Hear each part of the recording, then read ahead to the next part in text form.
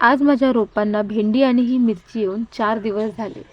जशी एक स्त्री शृंगार केल्यावर अधिक सुंदर दिसते ना, तसंच रोपांना फळं आल्यावर तेही अधिक सुंदर दिसतात.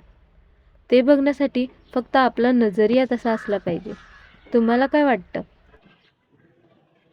आता थंडीचा सीझन जात आला आहे आणि मी मटर लावायचा विचार केला. या भांड्यात मी मटर लावणार आहे. तुम्ही बघू शकता, याला खालून 2 होल करून घेतले आहेत. मी खूप व्हिडिओमध्ये बघितलं आहे.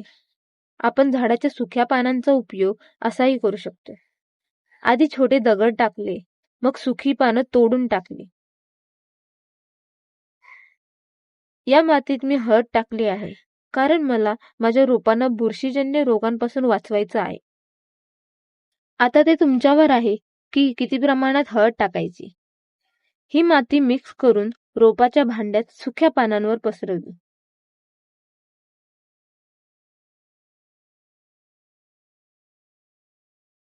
तुम्ही बघू शकता, हे मटरचे दाणे मी घेतले आहेत. हे मी एक पूर्ण दिवस पाण्यात भिजत ठेवले होते. आता मातीत छोटे छोटे होल करून घ्या. असे होल मी 5 केले आहे. त्यात मी मटरचे दाणे टाकले. वरतून मातीचा थर टाकले.